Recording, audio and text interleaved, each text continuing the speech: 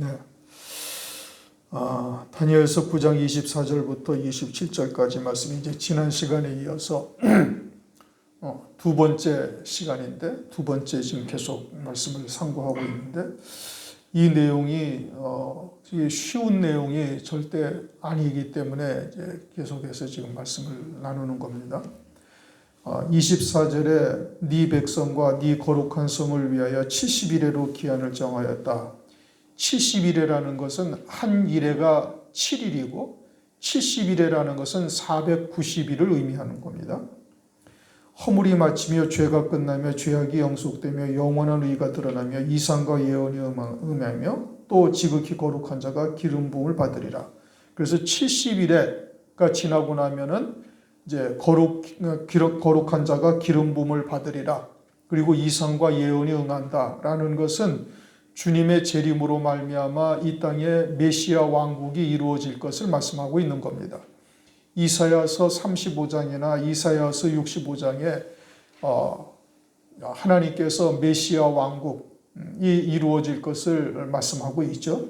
이것은 주의 출임을 말하는 것이 아니라 주의 재림이요 우리의 모든 구원이 70일에로 다 끝나게 되어질 것을 말씀을 하고 있는 겁니다. 허물이 마치며 죄가 끝나며 죄악이 영속된다. 영원히 속죄함 받고 죄가 이제 끝난다는 것이죠. 지금 이 말씀은 다니엘서 9장 24절 말씀은 제가 속죄일을 절기 예배로 설교할 때 이 말씀이 속죄일에 해당되어지는 겁니다. 그런데 이 속죄일이라는 것은 나팔절을 그리스도의 신부로 맞이한 자들에게 이루어지는 거예요. 즉 신령한 몸을 입고 첫째 부활의 영광을 입은 자들에게 이제 죄악이 영속되는 것을 말씀하고 있는 것이고, 영원한 의가 드러난다라는 것은 만왕의 왕 그리스도께서 친히 다스리시는 나라가 이 땅에 이루어지는 겁니다. 그래서 하나님의 완벽한 공의, 온전한 의가 이제 이 땅에 펼쳐지게 되는 것이죠. 오늘날은 뭐 민주주의다 또는 이제 사회주의다 해가지고 이야기를 하고 있습니다만은 정치 체계가 그렇게 이루어지고 있지만 그것을 통해서 정의, 하나님의 의가 이루어지느냐? 그건 절대 이루어지질 못하죠. 하나님께서 다스리시는 나라가 되어질 때 이와 같은 하나님의 의, 영원한 의가 드러나고 이상과 예언이 응하며 지극히 거룩한 자가 기름 부음을 받으리라. 이것은 주의 재림을 말하고 주의 재림으로 말미암아 천년 왕국, 천년 동안 그리스도께서 만왕의 왕으로 다스리시는 나라가 되어질 때 이 말씀이 그대로 응하는 겁니다. 그래서 이제 25절 그러므로 너는 깨달아 알지니라 예루살렘을 중건하는 영이 날 때부터 기름 부음 받은 자 곧 왕이 일어나기까지. 여기서 기름 부음 받은 자가 일어난다라는 것은 주의 재림으로 말미암아 그리스도의 나라가 이루어지는 것을 말하는 겁니다. 주의 출임을 말하는 것이 아니에요. 날까지 7일에와 62일에가 지날 것이요 그때 곤란한 중에 동안에 성이 중건되어 거리와 해자가 이룰 것이며, 예루살렘 성을 중건하라는 영, 이것은 느헤미야 2장 1절이고 아닥사스다 왕 20년에 이 말씀이 이제 이 명령이 내려졌죠. 아닥사스다 왕에 의해서. 그것이 서기 이제 기원전, 우리가 이제 지금 사용하고 있는 태양력을 사용한다면은 기원전 445년 3월 14일이다. 이제 신학자들이 성경을 연구하는 자들이 이 날짜가 언제냐를 이제 따져 들어가서 이제 그 역사적인 연대를 쭉 살펴서 이제 확인한 것이 기원전 445년 3월 14일인 겁니다. 그때가 예루살렘 성을 중건하라는 영이 난 때고, 그때로부터 7일에와 62일에가 지나면 그러면 26절 기름 부음 받은 자가 끊어져 없어질 것이다. 이것은 예수께서 십자가 위에서 죽임당하시는 사건을 말하는 겁니다. 예수님이 십자가 위에서 죽임당하신 사건은 서기 32년 4월 6일 날 십자가 위에서 죽임당하셨어요. 그러니까 기원전 445년부터 서기 32년까지는 약 477년하고도 한 20여 일, 20 며칠 정도 되는 겁니다. 477년하고도 20 며칠 정도가 돼요. 그런데 7일에와 62일에를 더하면 얼마가 되는가 하면 이제 69일에가 되죠. 69일에는 한 일에가 7일이니까 69일에는 483일이 되는 겁니다. 483일. 70일에가 490일인데 490일에서 한 일에가 빠졌으니까 483일이 돼요. 그러면 483일과 우리가 지금 태양력으로 사용하는 477년하고 한 20여일 정도하고 어떠한 연관이 있는가? 그것은 483일, 이것을 하루를 1년으로 쳐서 성경적 한 달은 30일이고 이것은 이제 요한계시록에 가서 1260일이 3년 반이죠. 한때, 두때, 반때. 그것은 1년을 360일, 한 달을 30일로 치고 1년을 360일로 친 거예요. 그러니까 성경적 1년과 우리가 사용하는 태양력과는 약간의 차이가 있습니다. 1년에 5일씩 차이가 있고 또 뭐 윤년 따지고 하면서 약간의 차이가 있어요.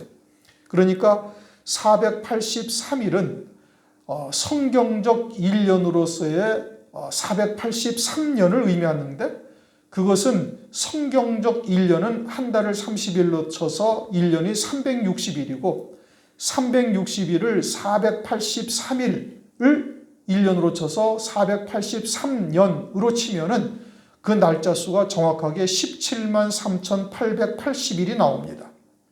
그런데 아닥사스다 왕이 자기 20년의 이 예루살렘 성을 중건하라는 영이 기원전 445년 3월 14일이고 예수님이 십자가 위에서 죽임당하신 날이 서기 32년 4월 6일인데 이것은 태양력으로 따져서 약 477년하고 한 20여일 정도가 됩니다. 그런데 이 날짜 수를 계산을 하면은 정확하게 483일을 하루를 1년으로 쳐서 1년 360일을 곱한 17만 3,880이라고 똑같습니다. 하루도 틀리질 않습니다. 이건 제가 윤년을 계산하고 이와 같은 과정들을 이러한 날짜 수를 전부 확인해서 계산해 보니 17만 3,888이라는 날짜가 딱 맞아 떨어져요. 그러니까 하나님의 말씀이 아주 정확하게 그 날짜대로 예수님이 십자가 위에서 죽임당하셨다. 즉 아닥사스다 왕이 예루살렘 성을 중건하라는 영이 난 때로부터 이제 69일에가 지난 후에 정확하게 예수님이 십자가 위에서 죽임당하셨고 그 69일의 하루를 성경적 1년으로 쳤는데 그것은 한 달 30일, 1년 360일을 계산해 볼 때 정확하게 그 날짜에 주님께서 십자가 위에서 죽임당하셨다. 이것을 이제 지난 시간까지 설명을 드린 겁니다.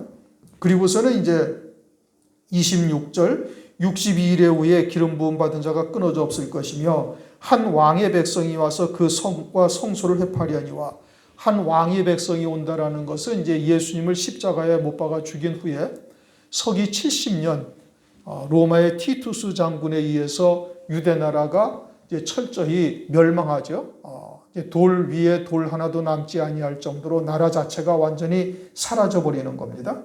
그래서 그래서 한 왕의 백성이다라고 말하고 있는 것이고 성소를 회파려니와 그의 종말은 홍수의 엄몰됨 같을 것이며 그의 종말이라 해서 한 왕의 백성을 말하는 것이 아니라 예루살렘 성을 말하는 겁니다. 예루살렘 성이 아주 홍수의 엄몰됨 같이 그와 같이 망할 것이고 끝까지 전쟁이 있으리니 황폐할 것이 작정되었느니라.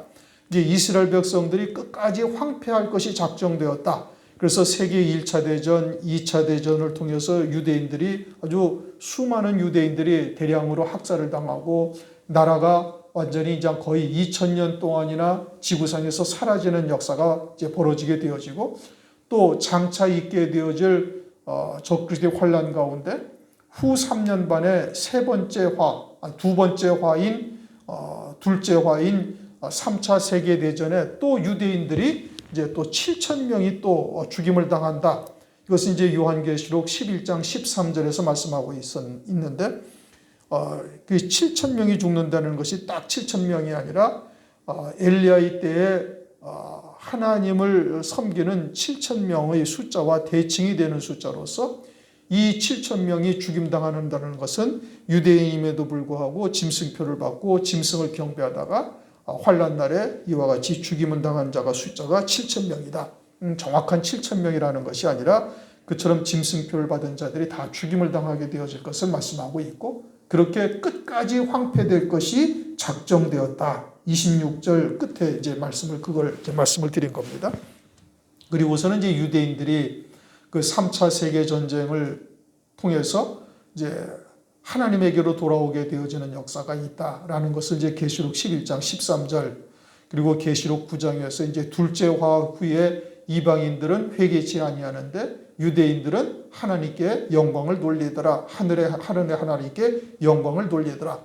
계시록 11장 13절 말씀을 통해서 유대인들의 이제 구원이 그때 이루어지게 되어질 것을 말씀하고 있죠. 이방인의 수는 환란 가운데 전 3년 반으로 다 채워지는 겁니다. 한때, 두때, 반때를 통해서 순교하는 성도들을 통해서 이방인의 구원은 다 끝나고 후 3년 반 들어가면은 이제 유대인의 구원이 이루어지는데 이제 이 세계 3차 전쟁을 통해서 이제 유대인의 구원이 이루어지게 되죠. 그래서 이제 하나님의 구원의 역사가 그것으로 이제 종결이 되어지는 겁니다. 환란을 통해서 그렇게 끝나게 되어지죠. 그러면서 이제 27절을 지난 시간에 이제 못했어요. 여기까지 다 이해가 되셨습니까? 이게 정확하게 딱 이해가 돼야 되는 겁니다. 그래야 한 일회가 이제 이 적그리스도가 한 일회 언약을 맺는데 이것이 몇 년이에 7년이라 이겁니다.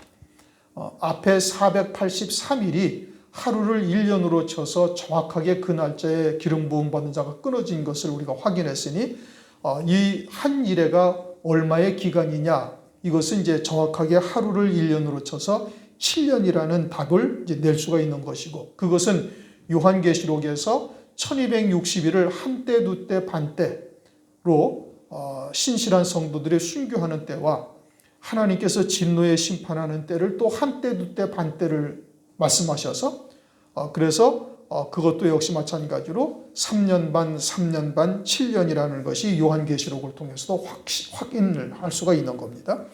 27절 그가 장차 많은 사람으로 더불어 한 일해 동안의 언약을 굳게 정하겠고 여기서 그라는 것은 티투스 장군 앞에서 26절에서 한 왕의 백성을 말하는 것은 아닙니다.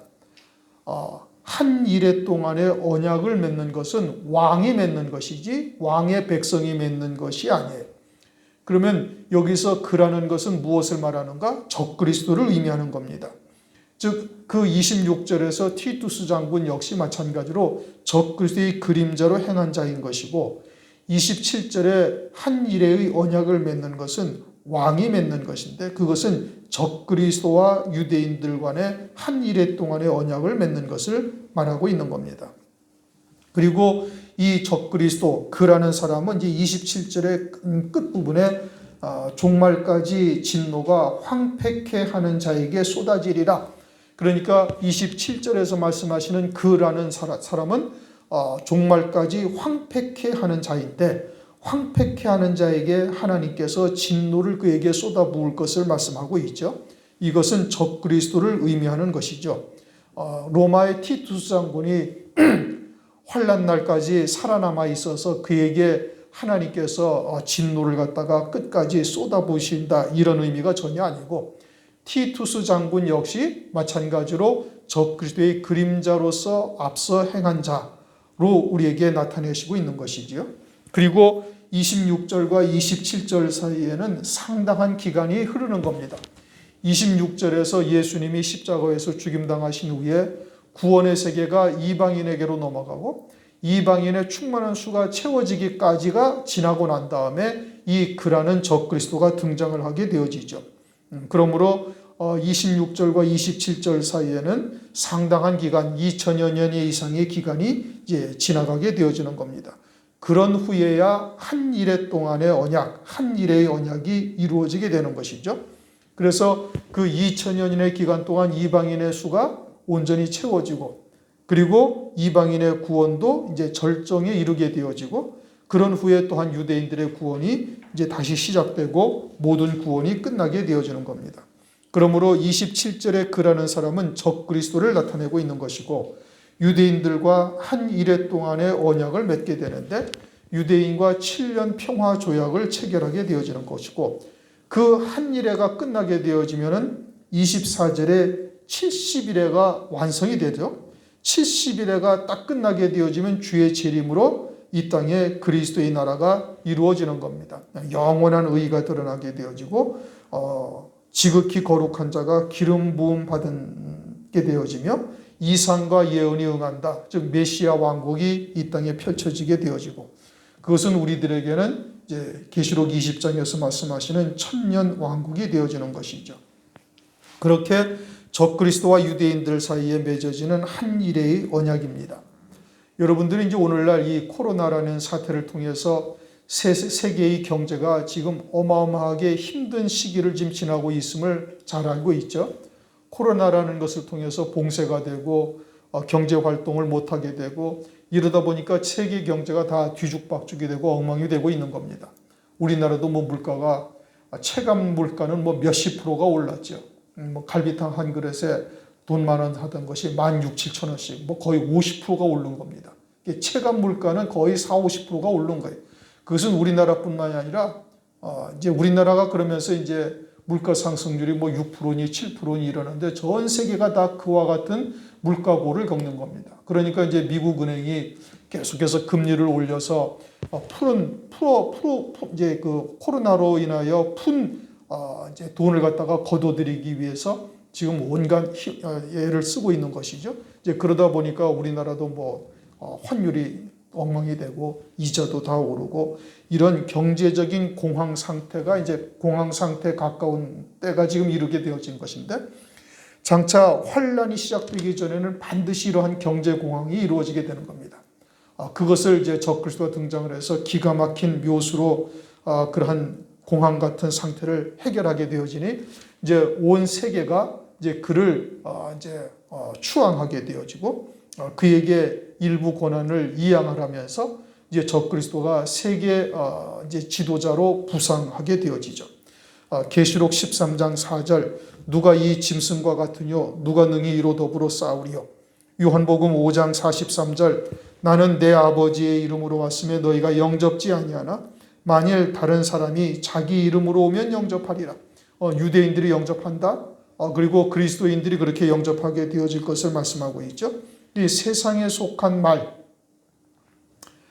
세상에 속한 사람의 계명으로 살고 있는 곳들은 적그리스도인질도 분별하지 못하고 그대로 다 영접하게 되어질 것이고, 그처럼 이제 그가 세계적인 지도자로 부상하게 되어지는 것이죠. 그러면서 전 세계의 경제가 사실은 유대인들이 거의 좌지우지하고 있으니 유대인들과 이와 같은 한 일의 언약을 적그리스도가 맺게 되어지는 겁니다. 그러면서 그가 그 일의 절반의 제사와 예물을 금지할 것이며, 유대인들에게 그 일의 절반, 앞선 절반에서는 제사와 예물을 드리는 것을 허용했다라는 뜻이죠. 여기서 제사와 예물을 드린다는 것은 율법을 따라 율법에 의한 제사와 예물을 유대인들에게 드리게 했다, 이런 뜻인 겁니다. 즉 한 일에 7년 환란 중 전 3년 반 동안에는 성전에서 율법을 따라 제사와 예물을 드리게 했다, 이 뜻입니다. 그런데 이 성전에서 제사와 예물을 드린다라는 것은 어디를 말하느냐 하면은 이스라엘의 그 예루살렘을 보면은 이제 그 오마르 사원이라는 회교도 사원이 있죠. 황금돔으로 되어져 있는 사원입니다.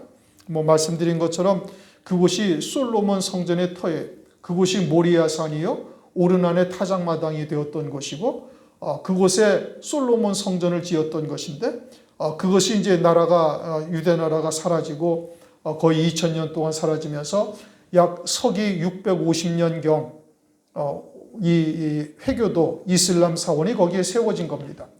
회교도들도 아브라함을 자기의 조상으로 섬기고 있고, 이스마엘이 아브라함의 장자라고 생각을 하고, 그리고 그 이스마엘의 후손이 자신들이라는 것을 이제 생각을 하고, 그러면서 그 이스마엘이 그 드려졌던 곳이라고 이제 모리아 산을 자기들은 이스마엘이 거기에서 바쳐졌던 곳이라고 이야기를 하는 겁니다. 그리고 그곳에다가 자기들의 성전인 이제 회교도 사원을 세운 것이죠. 그래서 이제 이스라엘이 지금은 그와 같은 제사와 예물을 드리고 있지를 못하지만, 지금 뭐 이스라엘 백성들 그 율법주의자들은 그 성전을 짓기 위한 모든 재료가 다 준비가 되어져 있고, 레위 지파를 통해서 제사장들을 갖다가 항상 준비하고 있을 뿐 아니라 뭐 붉은 암송아지로 제사를 드리기 위해서 다 항상 준비를 하고 있어요. 그래서 그 자리가 이제 비어지기만 하면은 6개월 안에 솔로몬 성전과 같은 성전을 짓고, 그리고 율법을 따라 그와 같은 제물을 드리는 것을 유대인들은 아주 최고의 소망으로 지금 삼고 있는 겁니다. 그래서 그와 같은 곳에 제사와 예물을 적그리스도가 드릴 수 있게 하겠다라는 것입니다. 그것으로 한일의 언약을 맺고 있는 것이죠. 지금 뭐 어떠한 방법으로 적그리스도가 등장을 해서 그곳에 그러한 성전을 이스라엘 백성들에게 짓게 할 수 있을지는 지금 아무도 몰라요. 그러나 그와 같은 것을 통해서 이제 7년 환란이 시작되었음을 우리가 이제 알 수가 있는 것이고, 그와 같은 곳에서 이제 제사와 예물을 드리다가 그 이래의 절반에 제사와 예물을 금지한다. 절반이라는 것은 전 3년 반이 지난 때죠. 전 3년 반이 지나고 나면은 후 3년 반 들어서 3차 세계전쟁이 벌어지고, 3차 세계전쟁을 통해서 적그리스도는 세계의 패권을 장악하게 됩니다. 세계의 패권을 장악한 뒤에는 이제는 유대인들에게 도움이 필요 없는 거예요. 그때는 이제 완벽한 이제 철권 통치가 이제 시작이 되는 것이죠. 전 3년 반 기간 동안에는 이제 평화적으로 정권을 일부 이양을 받아서 적그리스도가 다스리는 것이고, 후 3년 반이 되어지면은 이제 세계 3차 전쟁이 끝나고 난 뒤에 적그리스도가 승리를 했으니까 굳이 뭐 유대인들에게 협조를 받아야 할 필요가 없어져서 이제는 그때는 자기를 하나님으로 섬기도록 강요하는 것이죠. 마치 다니엘서 8장에 등장했던 안티오코스 에피파네스처럼 그렇게 자기를 보여 하나님으로 섬기도록 강요하게 되어지는 겁니다. 그러자 이제 유대인들이 그때서야 속은 것을 깨닫고 나사렛 예수를 그리스도로 영접하고 섬기게 되어지는 것이죠. 유대인들의 민족적 회개가 그때 이루어지게 되어지는 겁니다.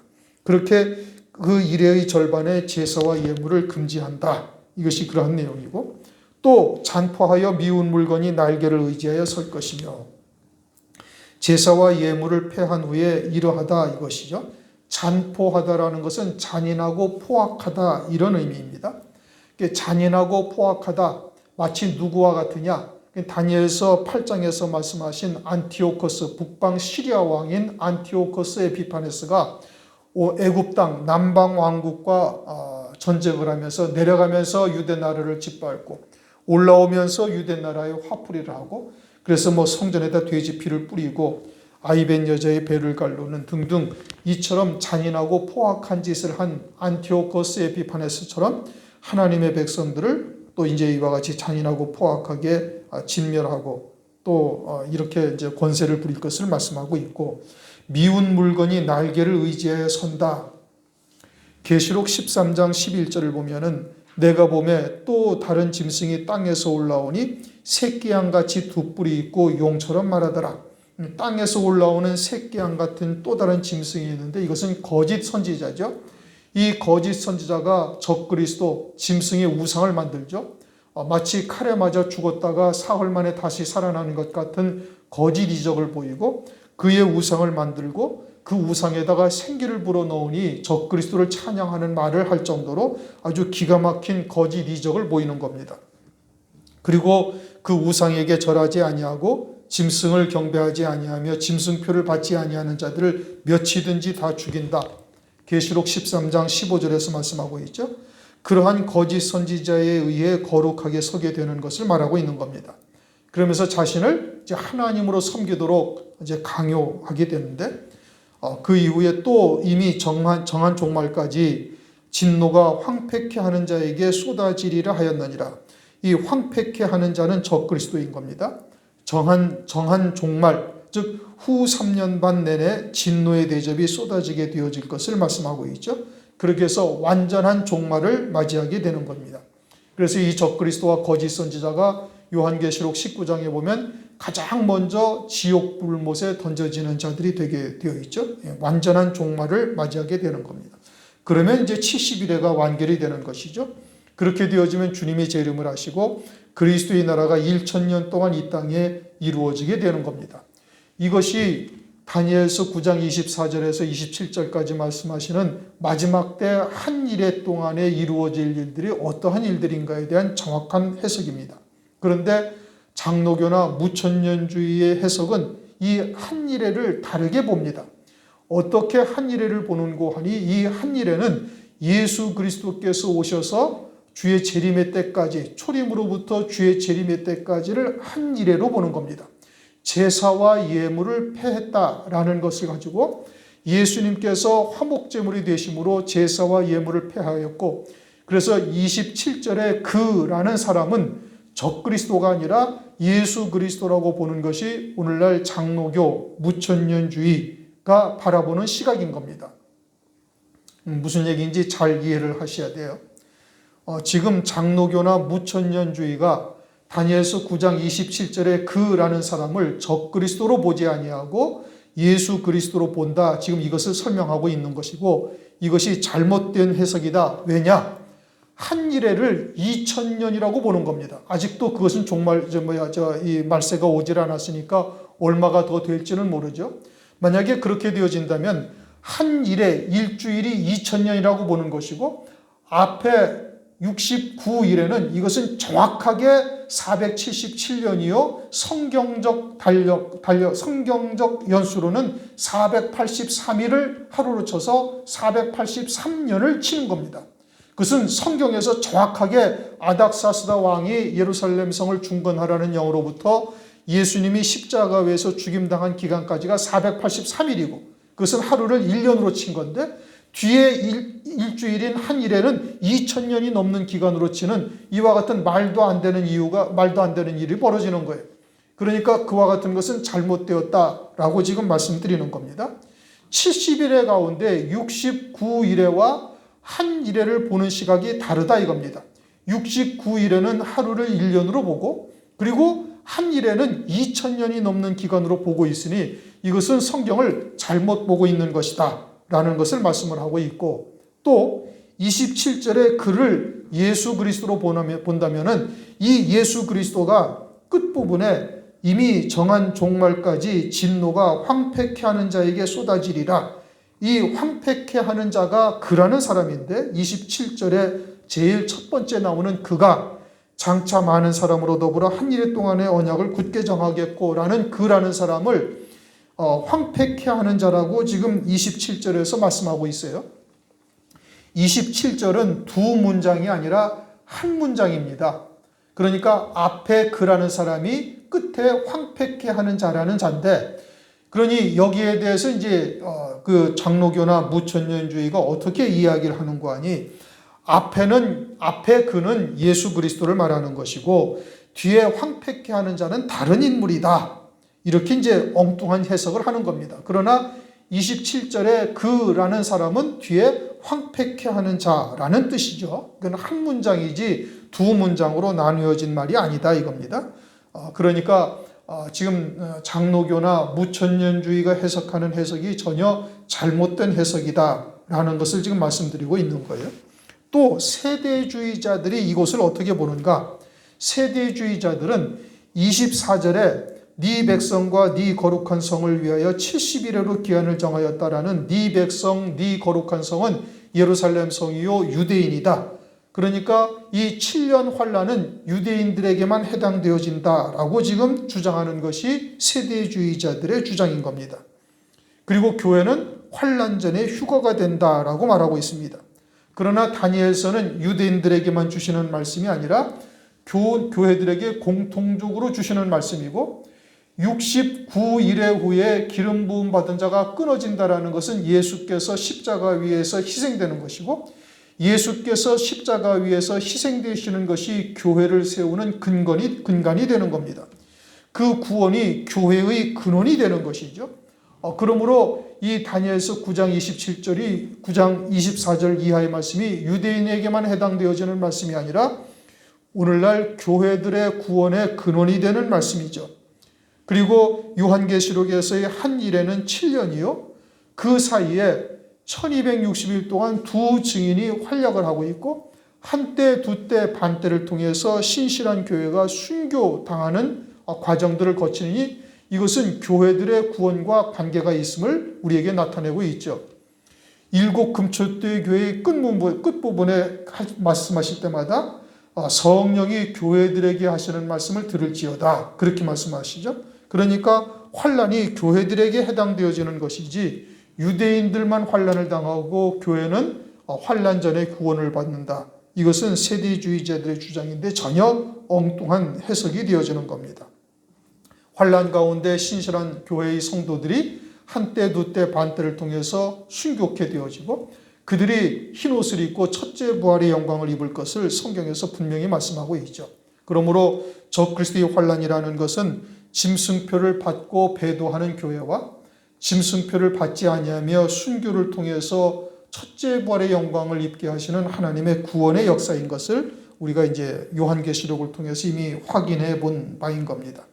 그런데 이와 같은 세대주의자들의 잘못된 주장이나 또는 무천년주의와 같은 이 무천년주의는 한 일회를 2000년 이상으로 보고 있고 그 이전에 69일에는 하루를 1년으로 보는 이 얼토당토하는 일들을 그것을 하나님의 말씀이라고 바른 해석이라고 이렇게 받아들이고 있는 겁니다. 이런 것이 전혀 잘못되어 있음을 말씀을 드리고 있는 겁니다. 우선 더 크게 보면은 다니엘서 7장에서는 바다에서 올라오는 작은 뿔을 말씀하고 있죠. 적그리스도입니다. 다니엘서 8장에서는 그 작은 뿔이 이스라엘 백성들에게 대표 계시 기관인 이스라엘 백성들에게 안티오커스 에피파네스라는 인물을 통해서 실제 어떠한 활동을 할 것인가를 우리에게 그림자적으로 계시하고 있고 이제 다니엘서 9장을 통해서 이 작은 뿔이 적그리스도 다니엘서 9장 27절에 그라는 적그리스도라는 인물을 통해서 우리에게 이제 한 일의 언약으로 70일을 마무리하게 되어질 이와 같은 인물로 등장하게 되어질 것을 계시하고 있는 겁니다. 즉 다니엘서 7장, 다니엘서 8장, 다니엘서 9장 이것을 통해서 적그리스도를 우리에게 구체적으로 계시해 주고 있음을 말씀하고 있는 것이죠. 그리고는 마태복음 24장 이제 무화과 나무의 비유로서 그 때를 우리에게 정확하게 계시해 주고 있는 겁니다. 호세아서 6장 1절 2절 그리고 아모스서 8장 1절 2절 우리가 늘 이제 상고했던 내용인 겁니다. 호세아서 6장 1절 2절을 보면은 하나님께서 이스라엘을 찢으시는데 이틀 후에 살리시고 제3일에 하나님 앞에 서게 하리라 이렇게 말씀을 하셨고 아모스서 8장 1절 2절을 보면은 여름 실과를 아모스 선지자에게 보이시면서 무엇을 보느냐 여름 실과를 보나이다. 여름이 이르게 되어지면 내 백성 이스라엘의 끝이 이르리라 라고 단언을 하셨어요. 이것이 무화과 나무의 비유를 통해서 우리에게 정확하게 해석을 할 수가 있는데 무화과 나무가 잎이 연하여지고 그리고 가지가 연하여지고 잎이 나면 여름이 가까운 줄 알라 이렇게 말씀을 하셨는데 이 무화과 나무는 이스라엘 백성들이고 이스라엘이라는 나라고 그 나라가 서기 70년 멸망했다가 1948년 즉 이틀 만에 나라가 다시 세워지는 역사가 이루어지는 것을 통해서 이제 주님의 재림의 때가 아주 가깝다라는 것을 우리에게 계시하는 것이요. 여름이 되면은 문 앞에 이른 줄 알라. 또 아모스서를 통해서 여름이 되면 내 백성 이스라엘의 끝이 이르렀다. 이제 주의 재림의 때가 심히 가까워졌다라는 것을 우리에게 계시해 주고 있는 겁니다. 그러므로 오늘날 우리가 어느 시대를 어떠한 때를 살아가고 있는가? 우리가 아주 심각한 주의 재림을 앞두고 있다. 이것을 우리가 절대 잊어서는 안 되죠. 그리고 마지막 때는 노아의 때와 같다. 롯의 때와 같다. 그리고 누가복음 18장 8절 인자가 올 때 세상에서 믿음을 보겠느냐. 이건 아주 교회들에게 심각한 문제를 제시하고 있는 겁니다. 일반적으로 교회가 무천년주의나 세대주의를 받아들이므로 교회는 다 구원받고 주의 재림은 다 이제 교회가 휴거되거나 또는 교회가 다 구원받는 역사에 불과하다 이렇게 이제 이야기를 하고 있는데 성경은 전혀 그렇게 말씀하고 있는 것이 아니죠. 노아의 때나 롯의 때나 또는 인자가 올 때 믿음을 보겠느냐. 그것은 주님의 재림의 때에 온전한 구원을 받을 자가 많지 않다라는 의미인 겁니다. 그러니 교회가 일반적으로 이야기하는 말과 하나님의 말씀은 전혀 상반된 이야기를 말씀하고 있는 거예요. 사람들의 말이 맞는가? 아니면 하나님의 말씀이 맞을 것인가? 하나님의 말씀이 정확한 것이죠. 하나님의 말씀을 우리가 바르게 깨닫고 그리고 더욱더 깨어 경각심을 가지면서 이 마지막 때를 대비하여 우리가 굳게 믿음으로 설 수 있기를 주님의 이름으로 축원합니다. 기도하시겠습니다. 하나님 감사합니다. 오늘도 다니엘서 9장 말씀을 통해서 70일에로 이루시는 하나님의 구원의 뜻과 마지막 한 일의 언약, 이 무엇을 의미하며 오늘날 이것이 어떻게 이루어지고 있는지를 살펴볼 수 있게 하심을 감사를 드립니다. 주의 재림과 종말의 때에 대해서 여러 가지의 설들이 난무하고 있지만 하나님의 말씀은 오직 한 가지만을 증거하고 계시며 그것이 무엇인지를 우리가 깨달아 싸운즉 바르게 깨닫고 미혹당하는 역사가 없도록 은혜를 허락하여 주시옵소서. 아울러 모아가 나무의 비유를 통해서 이미 심각한 때를 우리가 살고 있음을 깨달았으니 더욱더 깨어 근신하며 주의 재림을 기름 준비한 5 처녀와 같은 자리에 서서 맞이하는 자 될 수 있도록 은혜 위에 은혜를 허락하여 주옵소서. 예수 그리스도의 이름으로 감사하며 기도드리옵나이다. 아멘. 하늘에 계신 우리 아버지여, 이름이 거룩히 여김을 받으시오며 나라의 마옵시며 뜻이 하늘에